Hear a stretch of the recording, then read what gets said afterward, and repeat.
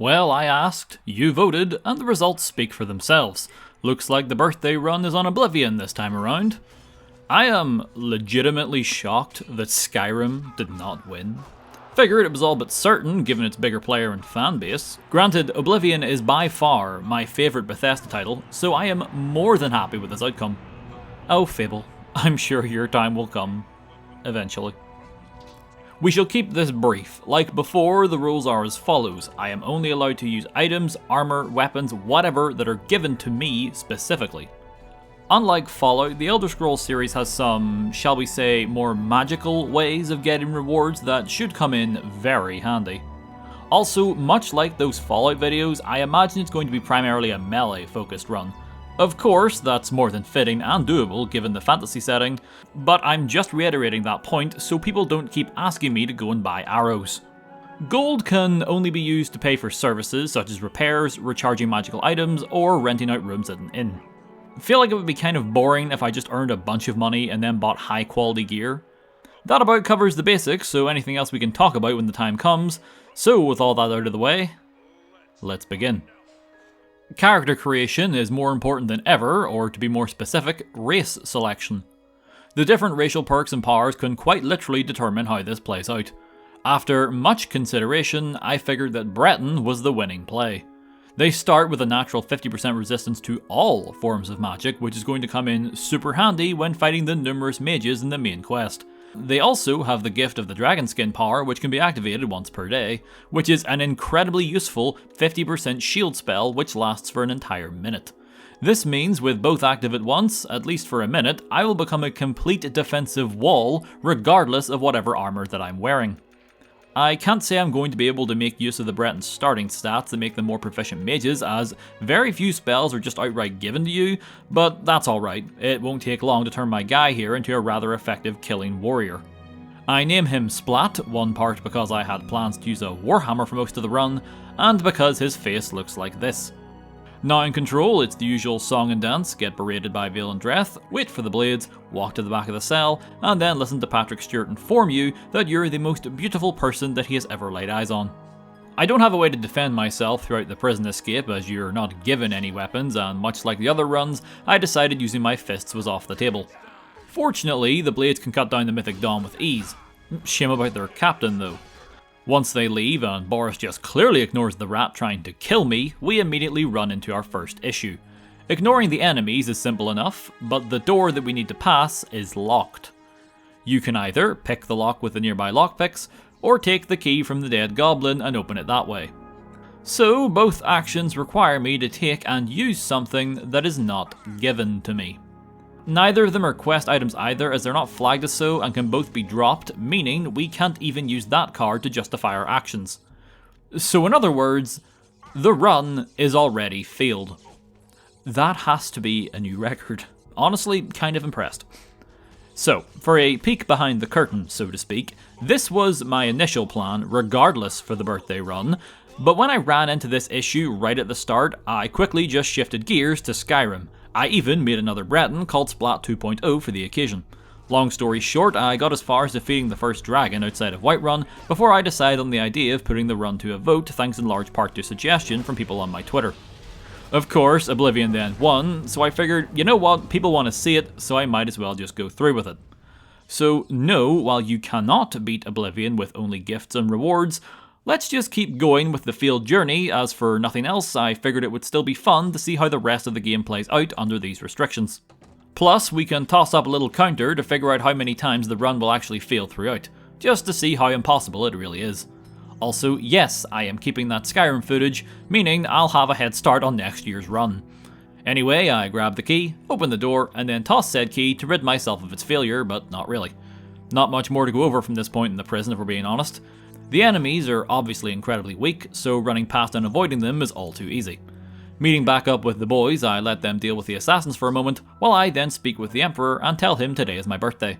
Basic stuff, I go with Warrior for extra damage from Strength and extra health from Endurance. Just seemed too good to pass up. Boris also hands me a torch here. This is genuinely great, as torches don't have an overall time limit on them in Oblivion as far as I'm aware.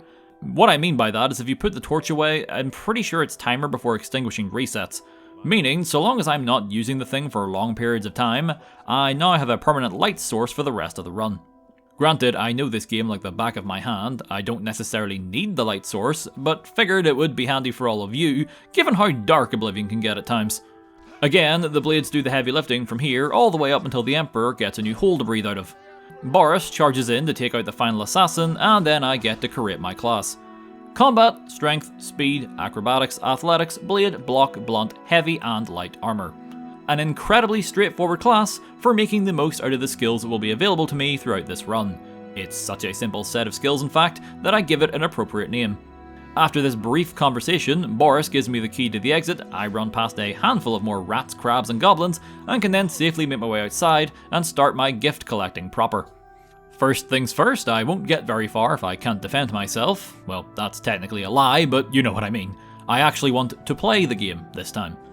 Many of you may suggest the Blade of Woe, but remember, we need to kill someone first before Lucian will give it to us, so it's out of the picture for the time being. No, instead we are going to think a little outside the box. Not completely, not yet anyway. What I mean is, sometimes they don't have to be permanent gifts.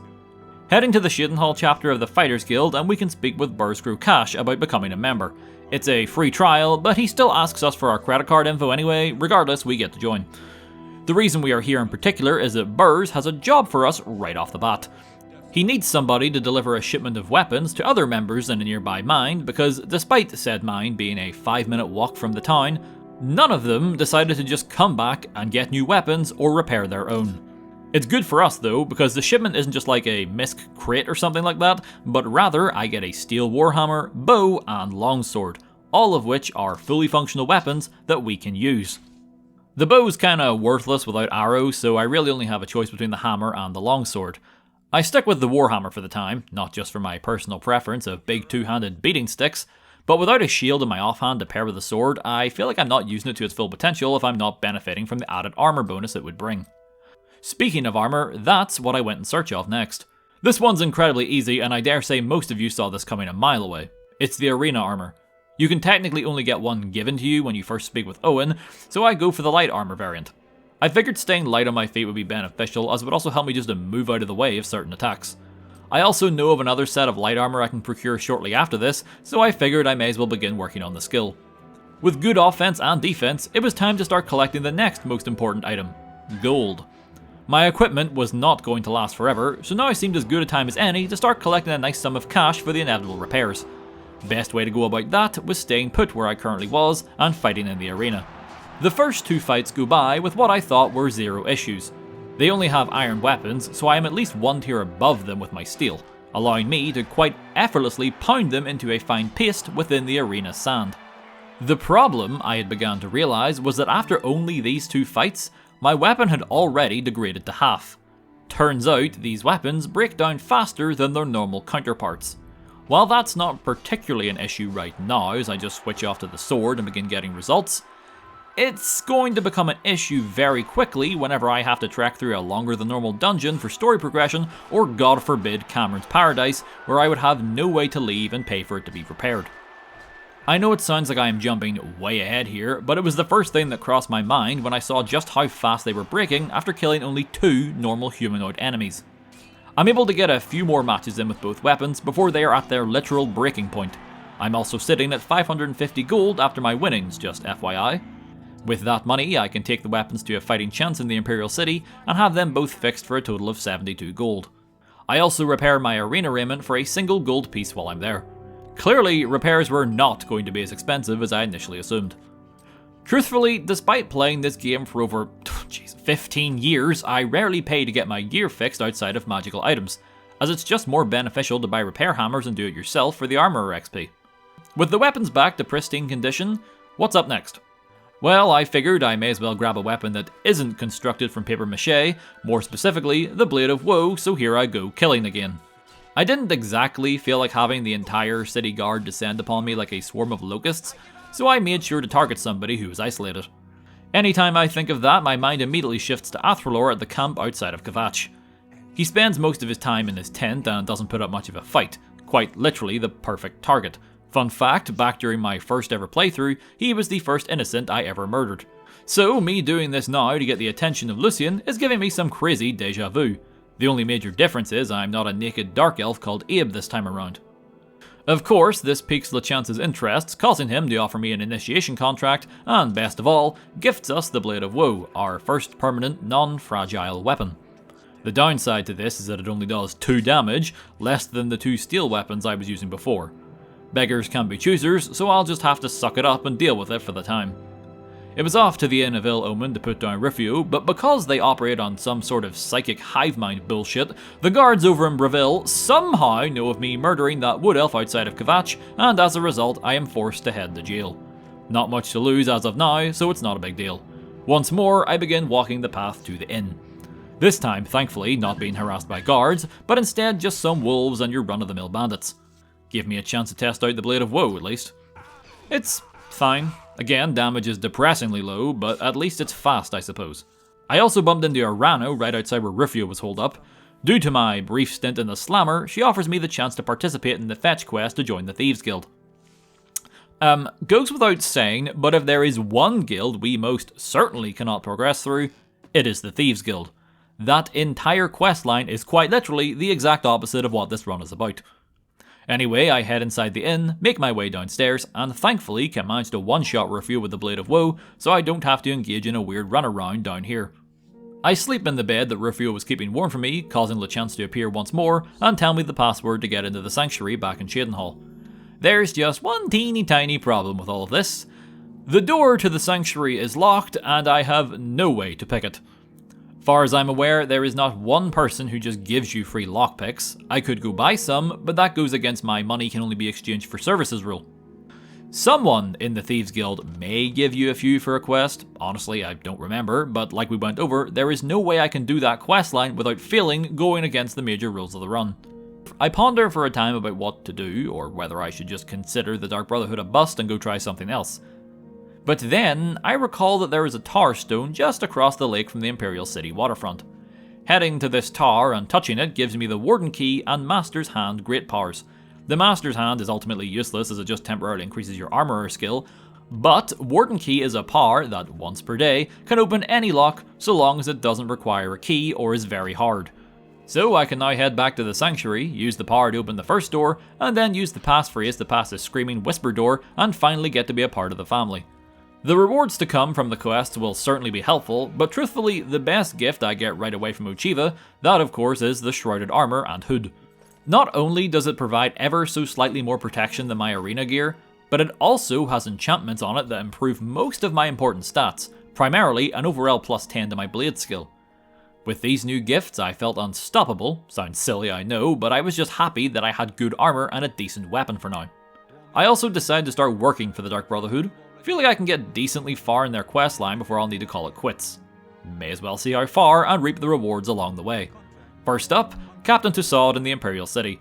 No relation to Madame Tussaud's, although his crew are about as observant as wax models, so who can say. Sneaking in via the same trick that gets me into Groznygrad and Snake Eater, I can then slowly make my way through the crew, without killing them, until I reach my target. Unlike Rufio, it's not the cleanest kill. I start with a ×4 sneak attack bonus with the Blade of Woe, which isn't enough to kill him. A few more rapid slashes bring him down to low health, and then for the hell of it, I yield, causing him to sheath his sword immediately and turn his back on this shiving maniac. This lines me up nicely for yet another sneak attack, which promptly ends the fight. I attempted to sneak out the back, but unfortunately the door has a very hard lock on it, so that idea is shot down instantly. Instead, I just leave through the main door, which leads to the deck of the ship.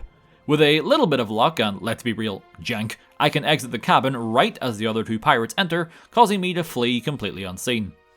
For my efforts, I am rewarded the Black Band, probably the only ring I'll have access to today. It increases light armor and security by 3 points, but most impressively, it gives me another 3% magic resistance, making for a total of 53% magic negation, which is great. Next up is Bainlin, the elderly wood elf. Not much to go over here. I use the power once more to break through his cellar, and then hide in the crawl space until it's time for him to kiss the Minotaur head. For making the kill look like an accident, I am gifted Sufferthorn as a bonus. Depending on what level you decide to do this quest, this can end up being one of the best daggers in the entire game. Sadly, I'm only level 2, so it leaves a lot to be desired. I mean, I say that, but it has a base damage of 4 along with a damage 5 points of health enchantment, so it's actually the best weapon I have by a substantial margin. The only problem is I need to keep the thing charged, and sadly that's gonna cost a lot of gold, potentially more than I'll be able to consistently afford throughout the rest of my journey. Alright, so thinking about all of this made me decide I was just going to pull the band-aid off and reveal my master plan now. But before I do that, there is some setup. I head on over to Waynham Priory and hand over the Amulet of Kings to start the main quest. That's not important right now. What is though, is that I can now ask everyone around the Priory for assistance. Joffrey gives me access to the nearby chest, whose contents I choose to ignore, as again, not directly handed to me, and I am being very stubborn about that today. Brother Piner gives us a skill book, always handy, and Prior Mabel gives us his horse, not useful as I'd rather run to increase my athletics. Outside the building we can find Erenor. If we ask for his help, he is reluctant at first, but will then give us a repair hammer. This single repair hammer will now allow us access to a weapon that is tied for the highest base damage in the entirety of Oblivion. Let me explain. I already showed off one of those Doomstones earlier, right? The one that now allows me to unlock doors? Well, there are other types of those that for a limited time gift you with bound weapons and armor. The armor is always the same depending on the stone. The weapon, however, is determined by whatever skill is higher, blade or blunt. With blunt, you get an axe, and with blade, you get the two-handed greatsword. Here is that greatsword's stats. As you can see, at max, it can go up to 29 damage, making it the highest damaging unenchanted weapon in the base game, as the only things that rival it are from the Shivering Isles DLC. Now, there is one of these stones down near Leowyn, so we can get ourselves a sword for a time. But as mentioned, it's only temporary, so how much can it truly help? Well, you see, just like real weapons, bound weapons such as these can still degrade over time, only it happens much slower. That way they won't break while you're using them. Now, if we were to damage the weapon on some nearby enemies and then go and use that repair hammer we got from Erenor, we can in fact fix the weapon. Cool, right? You don't know the half of it. Due to Oblivion's spaghetti code, for whatever reason, this now allows us to drop the bound weapon as a physical object. Normally, you cannot do this, and any attempt to sheath the weapon would make it disappear permanently. While it is on the ground, we can then wait, because as you can see, the timer for this spell is still active in the top right corner.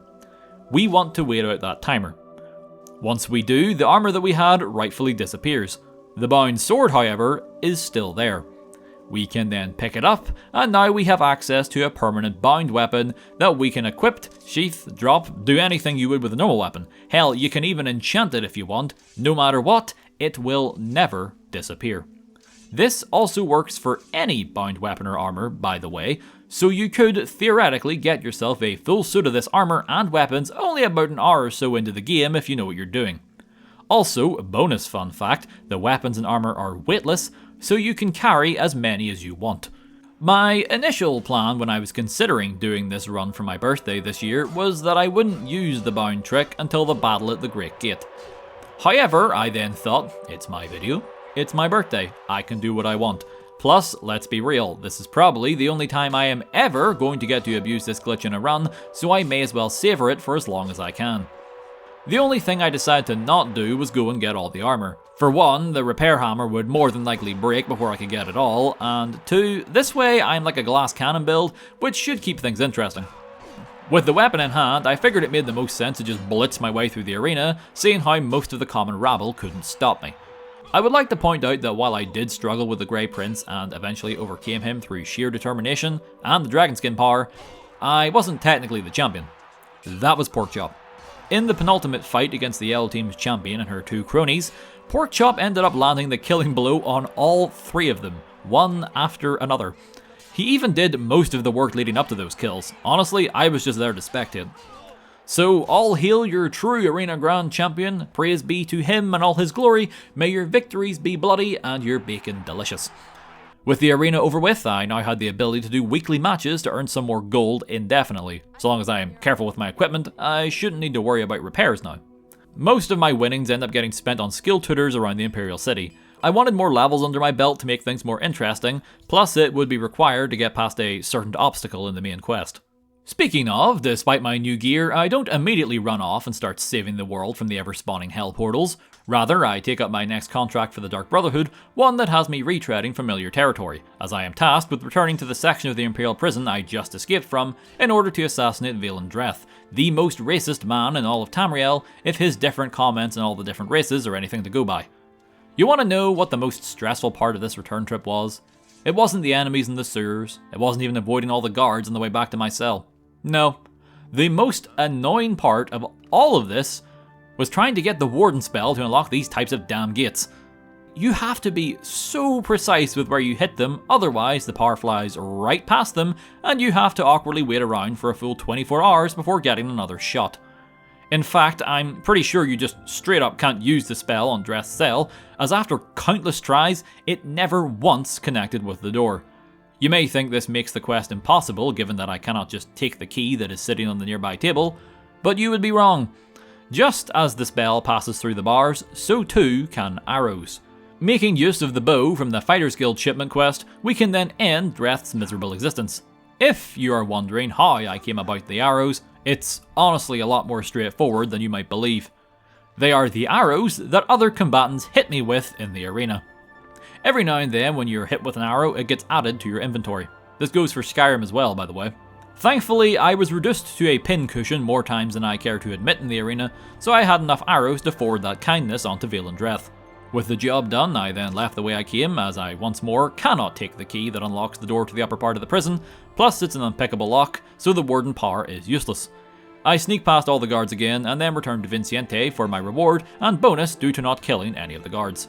The bonus this time around is definitely one of the better ones, as the Scales of Pitiless Justice grant a permanent +2 to my strength, agility and intelligence stats, so long as I don't remove them from my inventory. The drawback is I lose 2 whole points in personality. God forbid. Anyway, the next contract is the Francois Motieri job, which is different in that we are faking a death by making use of a special one-time poison dagger and some antidote. Well, as both of those are handed to me the moment I start the quest, I can complete it with no problems. Just stab, run, wait, antidote, re-kill, and then deliver, and you're done. Returning to Vicente for the final time, and I get the well key for quicker access to the sanctuary, along with Cruelty's Heart, yet another worthwhile bonus as it grants another 3 points to strength. Also ups willpower, but that's not too useful given my current playstyle and lack of any real spells. At this stage, I have now graduated to working with the Lizard Queen, whose contracts are a bit more varied and involved than before. Easily the best string of quests in the Dark Brotherhood storyline in my opinion. First off, I am tasked with tracking down and taking the life of an elf called Phalion. The only information you get is that he lives in the Imperial City. This means you have to investigate around town, talking to the right folks, meticulously gathering more information until you can pinpoint his exact location, and then strike him whenever the time is right. Or, like me, you have played this game before and you just head straight for the house where you know he'll be shooting up alone and finish the job before it had a real chance to begin. The bonus this time is a unique bow called Shadow Hunt. Can't see it getting a lot of play if I'm honest. Sure, it's possible for me to get arrows, but I just don't think it's worth the time investment or speed holes. Next hit, it was time to dispatch a dying warlord inside his heavily guarded fort. To achieve the bonus, I would not only need to swap out his medicine for a poison to make it seem like he died of natural causes, but I would need to make my way through his base without being detected by his gang. I also realised that around here the game seemed to be dropping frames like crazy for some reason. Thankfully, I was able to fix it by just dashboarding and restarting the game. What I am not able to do though is this quest. Well, I'm not able to do it the intended way at least. While I can sneak past the guards rather easily and make it to the medicine cabinet without being spotted, I am hit with a brick wall, as while I can deposit the poison, I am of course forbidden from taking the medicine. Sadly, you can't just leave the poison to get the bonus, so I opt to just deal with Roderick the old-fashioned way. I then kill most of the crew after the fact. I already failed getting the bonus, may as well practice my blade skill while I'm here. Ochiva isn't best pleased with my bloodthirsty ways, but I'm not torn up about it for long, especially when the next mission is my favourite contract bar none. Whodunit has you travel to a house in Skingrad where 5 other guests have been invited to a Netflix original series where you all trap together and have to find a chest of gold, and they are under the impression they cannot leave until the chest is found. There is of course no gold, and the only reward is eternal slumber. I try to be as fair as possible to these people about them being face to face with their inevitable demise.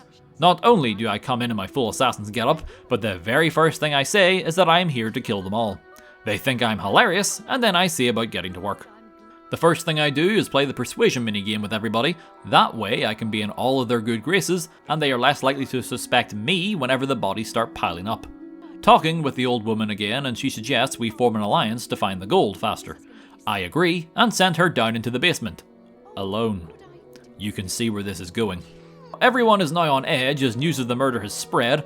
Fortunately, nobody suspects me, despite being the only other person seen entering the basement.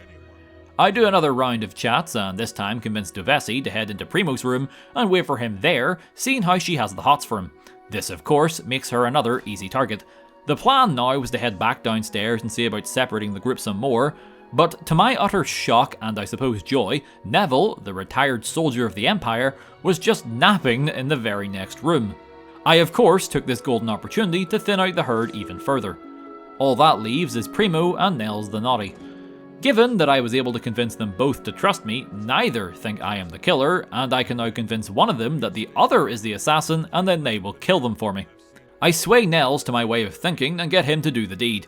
Figured the giant muscular Nord stood a better chance of winning the fight than the scrawny Imperial nobleboy. Sure enough, he ends up one-shotting him, leaving Nels as the sole survivor.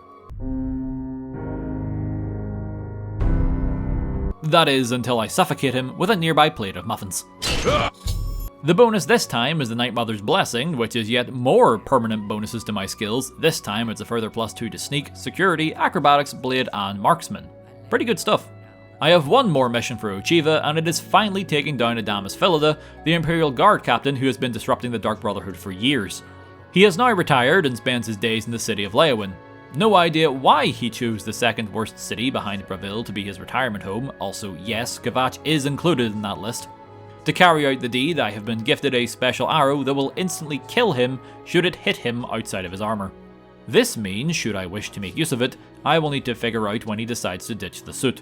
Speaking with Tayanava offers you his insight in that he would only remove his armor to sleep or swim.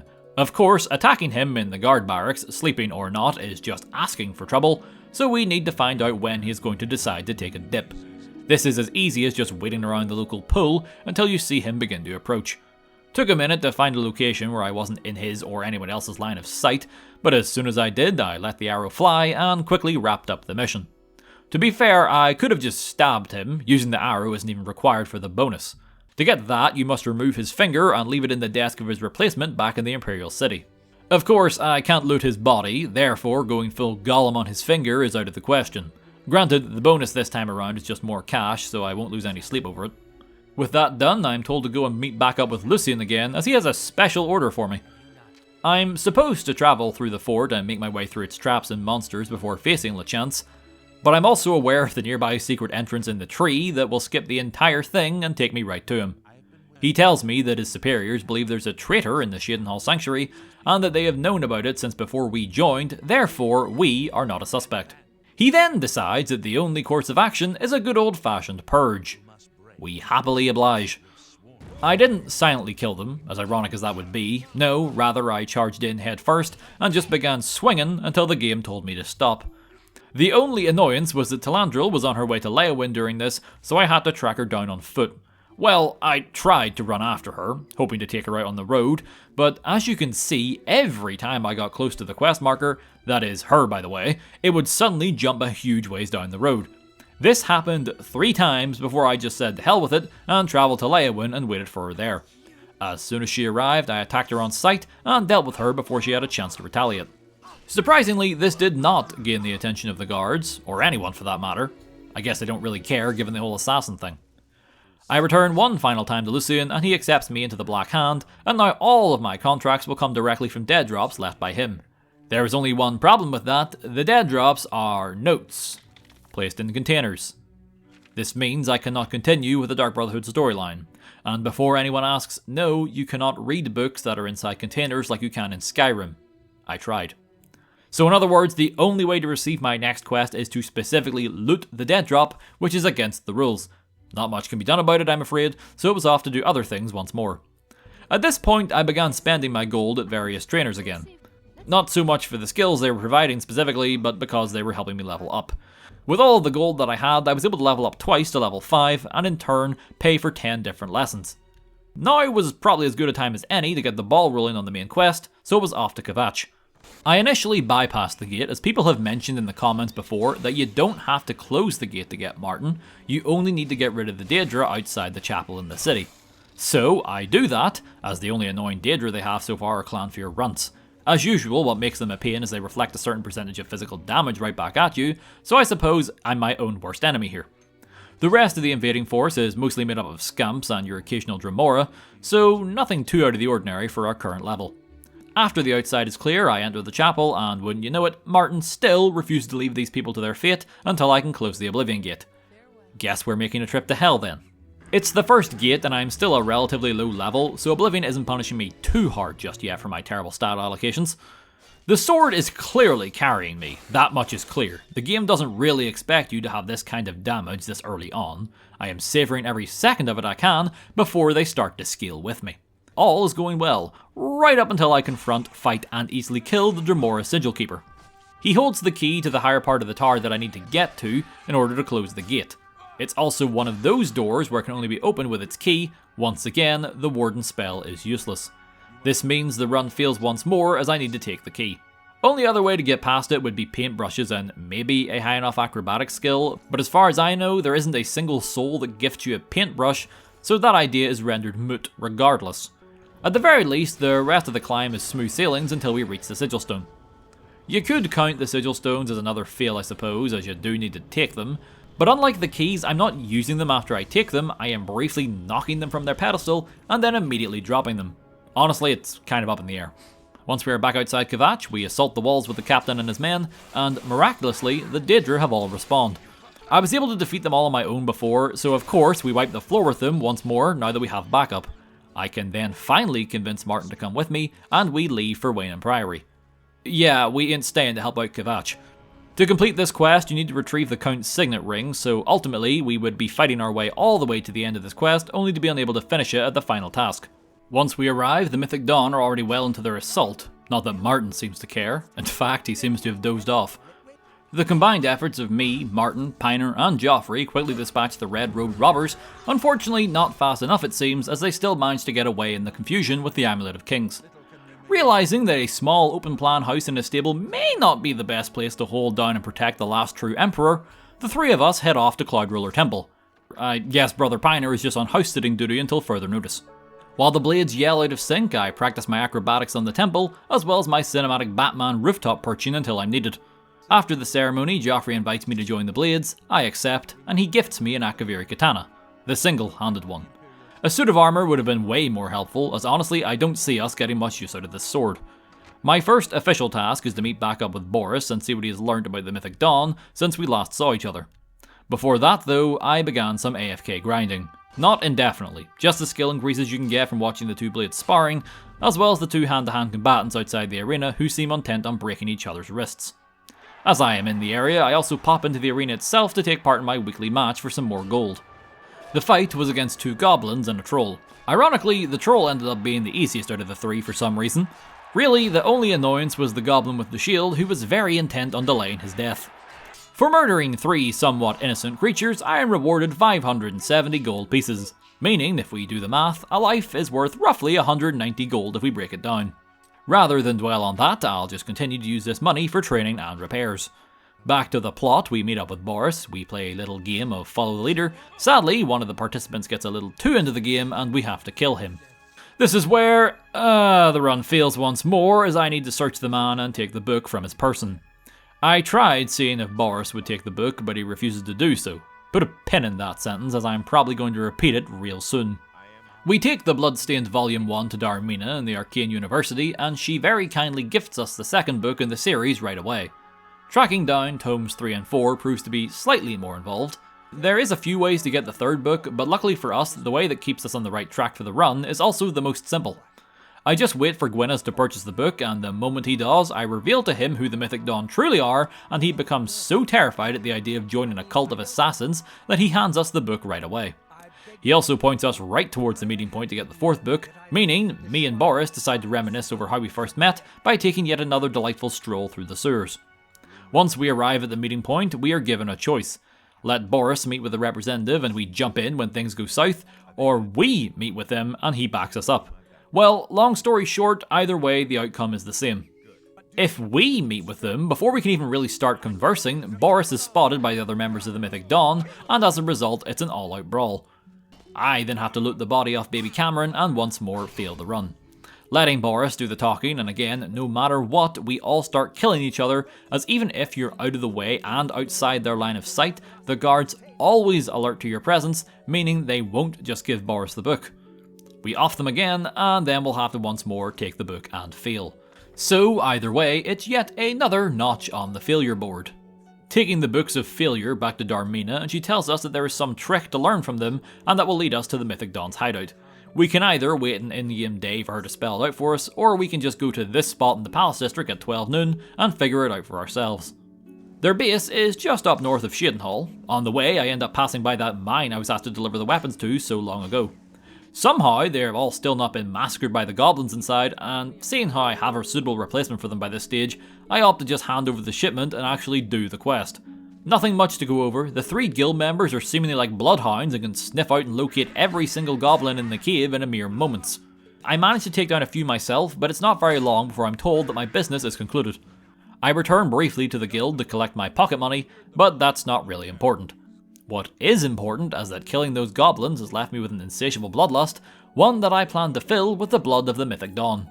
Besides, with this bound sword, anything feels like it's possible when it comes to killing mostly unarmored enemies. Plus, the guy at the door wanted me to hand over all of my equipment. Feel like that would have been a very bad idea, all things considered, when it comes time to escape. Not to say I'm not getting hurt here, by the way. I am, so there's a lot of stabbing, waiting, slicing, waiting, etc. I also have a few doors I need to break through, meaning I'm waiting a literal day between opening them. Truly, it is a miracle that Mankar Cameron is still giving his speech by the time I make it to the altar. For what it's worth, I managed to get at least one solid shot off on Mankar before he dipped back to his paradise, so that felt good. We can do some more lasting damage, I suppose, by killing his daughter, who's in the room at the moment. She is by far the strongest individual here. The Breton's resistance to magic is probably all that was really keeping us from getting cooked here, given how many times she managed to land a shock spell on me. Once she was out of the picture, we goof once more as we are forced to grab the Mysterium Xerxes. At the very least, we can take out our frustrations on the remainder of the cult. At this point, you could start to question who is in the wrong, seeing how they are now running away from me and not fighting back. But, as they say, history is written by the victor, and I made very sure that not a single one of them was left to tell their side of the story. Returning to Martin, he says the line that just tickles me, and then I head off to figure out this whole spies and Bruma business. It's a short quest, so I'll run through this rather fast. I wait until nightfall and then approach the 2 figures standing at the nearby runestone. Being the only one who wants access to their gifts, I slaughter them both, and then head to the guard captain in Bruma and reveal to him who the spies were, despite not having any way for us to actually identify them. Well, Bird grants me access to one of their homes. I head inside and make good use of that warden spell to break into their secret basement. Now, here is something mildly interesting. To finish up the quest here, we need to grab these plans and return them to Joffrey. However, if you just read the plans and then back out of the menu instead of taking them, the quest still updates and we can return to Joffrey and finish the quest, and he will act like we took and gave him the plans anyway. This information is quite literally not important for any other run other than this very specific one, but still, I thought it was nice to see. By now, Martin has made progress on the book and tells us we need a Daedric artifact, and now this is where things get grindy. Every single shrine bar 3 require you to present something to the shrine to start the quest. All of the items you require will either need to be looted or bought, so they are not viable. The 3 that don't require offerings are Hermaeus Mora, Nermira, and Periite. Mora is also not an option due to him not speaking to you until you've completed all the other shrines. Okay, so my initial plan was Nermira. Why? Because all she requires is for you to be level 5 and have a very low personality. I figured mine would be low enough as I put no points into it, but apparently she needed to be even lower. The only way I was doing that was by drinking things like cheap wine, and again, you guessed it, the only way I'm accessing that is by buying it. All that leaves is Periite, whose only requirement is that you be level 10. That's it. No clue why he is the only one like this, but we shall not complain. We're currently just at level 7, so it's time to grind out some skills until we hit level 10. Unfortunately, I didn't think this far ahead in Character Creator, and didn't really give myself any easy to grind skills such as most of the non-offensive magic schools. I can get a couple of skill ups from Boris for saving them in the sewers, and then I start training my heavy armor skill in the Imperial City. I may not have any heavy armor, and therefore this is a waste in terms of what I will get out of it, but currently heavy armor is my lowest major skill, and therefore it costs the least to train right now. I start doing some side quests to increase my blade and armor skills, plus the side quests in Oblivion are on average pretty fun, so it's less mind-numbing than just running around the wilderness poaching everything that comes within spitting distance of me. I start with a few Fighters Guild quests, as seeing how most of their contracts involve legally sanctioned murder, it does wonders for increasing my blade skill. This lizard woman also teaches me how to jump across the rooftops better once I agree not to rat her out to the authorities, as she has been smuggling mountain lions into the city. God, I love this game so fucking much. My time with the guild is cut very short though, when I am tasked with picking up the slack for another guild apprentice and told to retrieve an item from a nearby cave. On the bright side, it's around here I reach level 8, meaning only 20 more skill increases to go, or more accurately 10, as I can at the very least pay for 5 of those lessons per level. Granted, that's assuming I have any money, so it was off to find more problems that can be solved with a good old sword arm. Luckily, the inn in Coral has 2 that fit that description perfectly. First off, I agree to help the Germains come back together, along with assisting in farm defense with Valus Odal's sons. I put both of those briefly on the back burner for the time, because as I am making my way to the farm, I come across the gate outside the city. I figure that Oblivion gates are always chock full of monsters, and that means there are copious amounts of levels to be had. So I jumped right on through. The gate outside of Coral isn't too bad, although it can be a tad tedious in areas, as you need to travel among the different towers flipping switches until you can get the right path open to the final tower. That said, I'm not going to pretend like you cannot bypass a lot of this with a high enough acrobatics skill. Seeing how the Dremora have yet to level up to the stage where they become a problem, I make the most of this opportunity by training my block skill on some of them as well. It's not exactly the fastest skill to level up, but every bit helps. With my only other opposition being Scamps and Clanfear Runts, I quickly cut a path to the Sigil Stone once more and closed the gate for good. Given that it was also the one right outside the city's walls, this also means that when the time comes to gather aid, I'll at the very least be able to request assistance from Coral right off the bat. Back to the side task at hand, I finally make my way to the farm and start helping the brothers protect their home. Luckily, the goblins are good sports about the whole ordeal and decide it's only fair to attack us one wave at a time. Clocking on to what side of the broken fence they are pushing through allows me to essentially just act like a wall and beat them down before they get a chance to attack the brothers. A couple managed to get through on the final wave, and to my surprise, the boys aren't immediately ripped to shreds. Always remembered them being weak as all hell.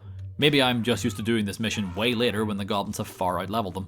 Regardless, we clean up the last of the mess, and I can return to their father to get one of the coolest swords in the game. Pun entirely intended.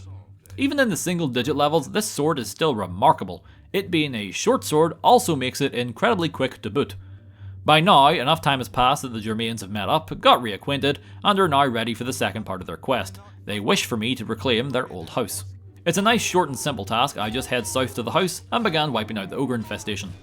More specifically, they are Redguard Valley ogres. They are nowhere near as strong as your typical ogre, so I can cut them down to size in seconds.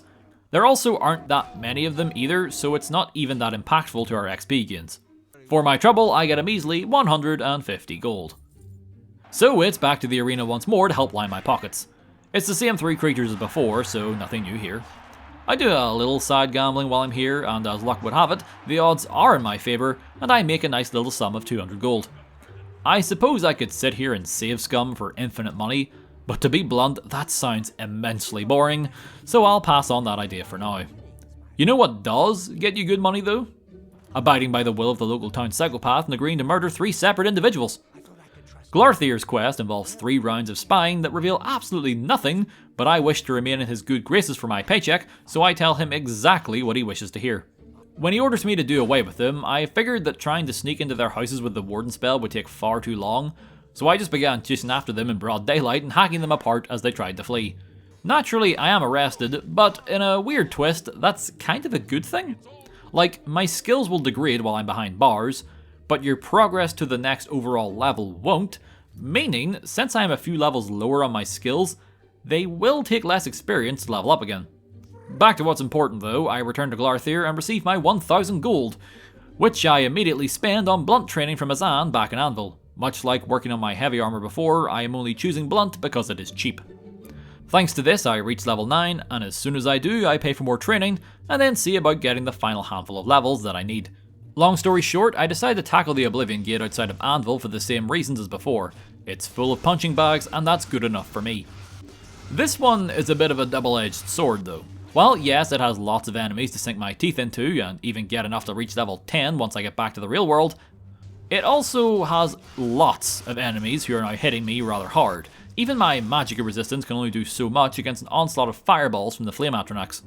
Also, not helping matters is that I got lost on numerous occasions while I was here. I simply just missed the little cave entrances that I was supposed to travel through to make it to the Sigil Tower.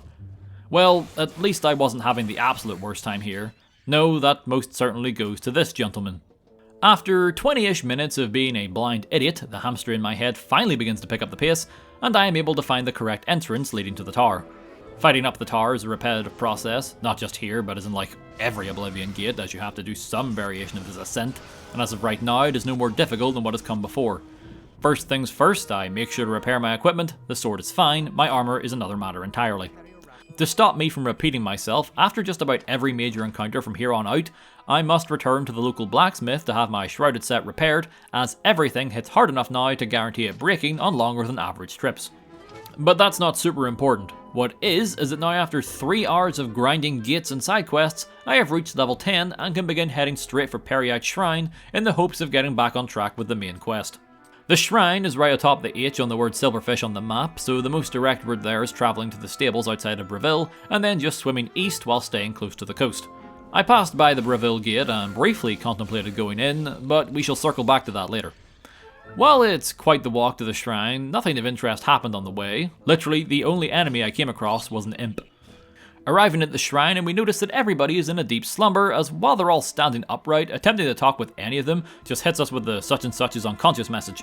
We then touch the shrine, and Peryite tells us just how badly his followers messed up, and now they are trapped in a realm of oblivion. Meaning, it is our job to go in and rescue them from their own stupidity. This particular plane of oblivion is honestly not too dissimilar from the one we were just in Anvil. The only difference is there's no Sigil Tower, and instead, we just have to follow our compass to Peryite's followers and kill whatever is holding them hostage. It's definitely one of the more straightforward, and to be honest, when compared to the rest of the Daedric quests in Oblivion, quite boring, as it is literally just running around and just fighting Daedra for about 15 minutes.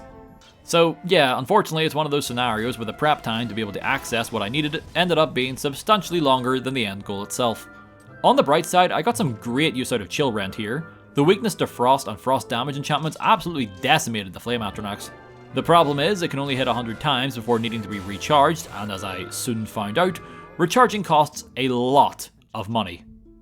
Well, a lot by comparison of what we have to work with anyway. I'm getting ahead of myself, so the quest for Peryite was finished, and we get the Spellbreaker, a frankly incredible shield that I am forced to give away to Martin to progress the main quest. He even acknowledges said sacrifice, which is nice.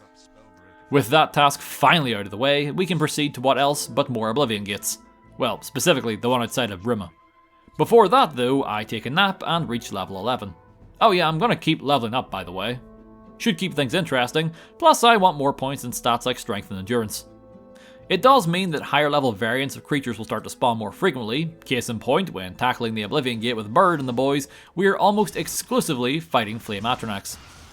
That's not too bad for myself, but the Bruma guards don't have much, if any, in the way of magical defense, so I need to rest after every encounter if I want them to last more than 2 minutes. As for Bird, well, he's a raging invincible madman with a massive two-handed sword not unlike myself. In other words, he does just fine on his own. Like clockwork, it gets exponentially easier once we make it inside the tower and begin the climb. Helping matters is that the layout of the Bruma Gate is rather simplistic compared to a lot of the others, probably due to the fact that if you were just rushing through the story, this would only be your second Oblivion Gate, so they probably didn't want to make it too taxing with caves and door mechanisms. It's not too long before we make it to the final room. Sadly, in this final push, unnamed Bruma Guard 2 succumbs to his wounds at the hands of the nearby Dremora. It's a sad loss for all of us. Never again will we hear him say such iconic lines such as, "So far, so good," or "So far, so good." And who could ever forget about "So far, so good." With a heavy heart, we remove the stone and then return to Joffrey, who presents us with the aid for Bruma quest. Normally, we'd only have Kvatch for quickness, but again, they aren't available this time around, but we do have Coral and Anvil. Ugh, you know what, the hell with it. I'm gonna go and get the aid from all the other cities.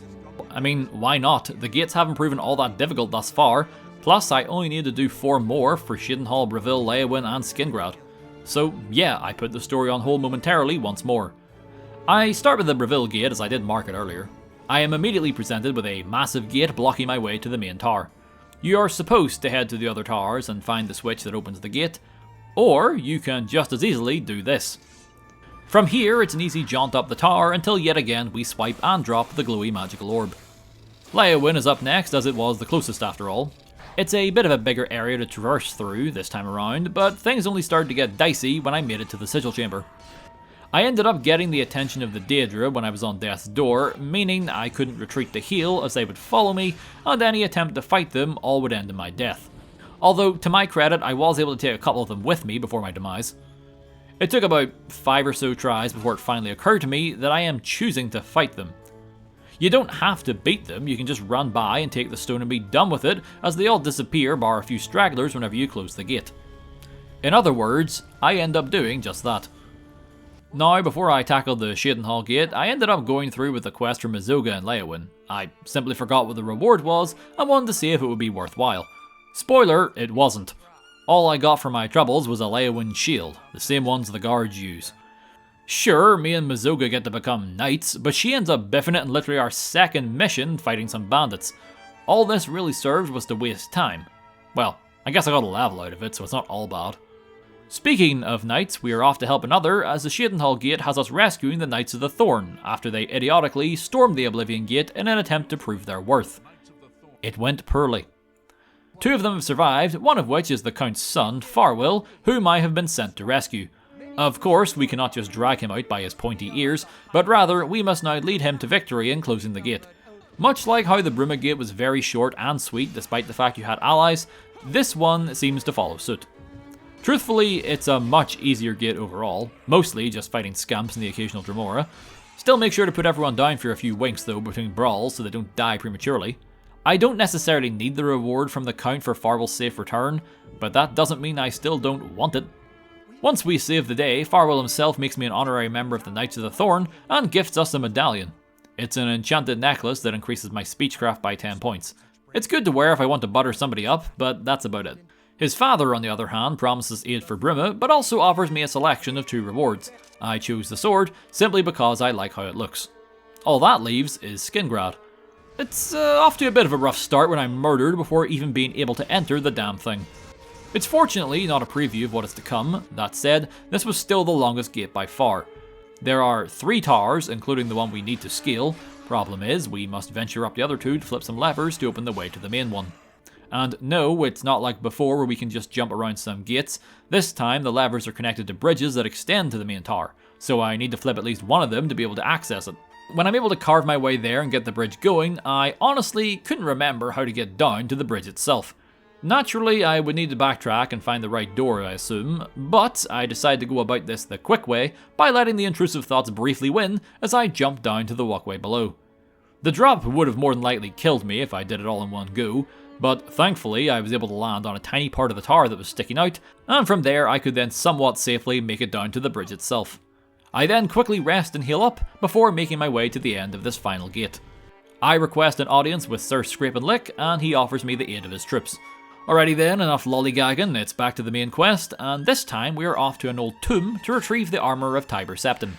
All we must do is find the reanimated remains of 4 former blades, defeat them in combat, and then wait until their ghosts return to the central chamber and dissipate the fog so that we can retrieve said armour.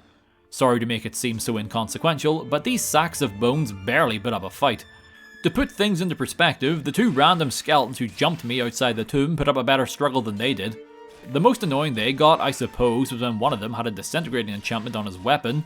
Don't need to explain why that's a pain. May as well have been running around naked after that one. Also, yes, I must grab the armour, so the run, once again, feels naturally. Throwing it in Martin's face, and now we need a Great Wilkenstone, one of which can be found in Miscargand, right between Kvatch and Skingrad. It's actually just a tiny bit east of the Kvatch gate, so it's a relatively risk-free journey there. Inside, it's a bit of another story. This has to be one of the more packed dungeons when it comes to enemy encounters. It's got hordes of skeletons, zombies, goblins, and even a lich at the end. Granted, the reason for that is that they're all fighting amongst themselves. I could probably just sneak my way in, but where's the fun in that? Says the guy whose favourite franchise is in a stealth genre. I don't even really benefit much from fighting them, especially when you consider once I return to Martin, I'm essentially locked into the end of the story without much time for sleeping. That said, I slaughter all I come across anyway, simply because I can. Just like outside Sanctuary before, the skeletons here take the longest to put down, followed by the zombies, and then finally goblins, who are kinda pathetic all things considered. I say that, but the zombies didn't fare much better. Due to their slow speed along with the range of my greatsword, they were never able to get close enough to land a single strike on me. As for the King Lich of Miscargand, well, a quick frontal assault is enough to deal with that whole can of worms. His magic still hits pretty hard. He could have easily been a huge threat if not for the fact that he only fired a single spell at me. Not helping matters for him is that each hit pushes him back even just a little bit, so even his undead reinforcements aren't able to hit me as I just keep moving us both out of the way. Oh, and yes, I grabbed the stone, ran the field, yada yada yada, it's now time to assault the Great Gate. At least we can see the fruits of our labours as we can witness the aid sent from all the other cities. It amounts to a single soldier each. Well, they are at least a tad more reliable than the militia you would have otherwise. For a nice change of pace, the Daedra decide to bring their A-game for the assault on Bruma, meaning we are now contending with Daedroths and fully grown Clanfears. First try, and things are off to a decent start. The big problem really is the Clanfears. They stun me easily, plus again, hurting them has some of my own damage reflected on me, meaning no matter how well I play here, I am going to be taking damage, assuming I don't just let my allies deal with them. Eventually, I am taken down after I get rushed by some Dremora. Next try, far too many potshots managed to whittle me down to the point where a Flame Atronach hits me so hard it knocks me straight to the reload screen without even getting to see my body fall to the ground. Third try, and I stop just trying to be the centre of attention. By staying back out of the way and only attacking those that approach me, I'm able to survive just long enough for the Great Gate to spawn in, and can then begin booking it to the Great Sigilstone. I ignore most of the enemies on the way, as they will probably one-shot me if I let them. In perhaps one of the biggest goofs of the entire run, I only now remembered that you are given a healing spell right off the bat, so I could have been healing myself this entire time technically. I don't use it much, mind you, but just enough to make sure I don't get taken out instantly by something I didn't see coming. Although, that did still happen on a couple of occasions. The Warden spell comes in clutch once again as a way for me to unlock the final door leading to the top of the Sigil Tower, and after avoiding a small handful of Dremora, I can take the stone, fail, and succeed at closing the Great Gate. As per usual, we lost Captain Bird, Joffrey, and Boris. Boris in particular seems to have just stabbed himself in the heat of the moment. With all the fetch quests complete, we can finally open the door to Cameron's Paradise and see about wrapping things up. The garden where we begin is mostly filled with Daedroths. Luckily for us, they are spread far enough apart that I can just rest in between each fight, so I am healthy again for when the next one comes. When we meet with Cathutet, the only Dremora who is smart enough to strike up a conversation with us, we are hit with a choice on how to proceed.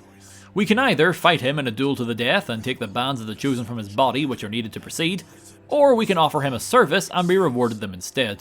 The choice here should be a no-brainer. The task is a simple one: free Zivalion Axis, who is being held in a nearby cave. Other than a single Clanfear at the entrance, there is nothing that will oppose you here. Even the people who are trying to keep him trapped won't attempt to stop you from freeing him. So within a couple of minutes we return to the Dremora and are given the bands. Now the issue here is we will need to remove our armour to wear them. On the bright side though, there isn't much combat in this section, so long as we play along with Eldamil's little plan anyway. I get into a couple of scraps on the way, but once again, despite how tough the encounters may be, I can prevail and then lay my head down on the nearby spiky rocks to get back to full health. Back outside and we are greeted by both of Mankar's children whom we killed before. Well, they couldn't stand up to me earlier when they had substantial backup, and I've only grown stronger since those fights, so yes, they get brushed aside rather easily. Beating them out here is also super helpful for the upcoming fight with Mankar Cameron himself. While yes, his children may be immortal, they are on a timer until they can respawn. By dealing with them out here, we can then rush into the throne room and start attacking Cameron before they get a chance to come and help dear old dad.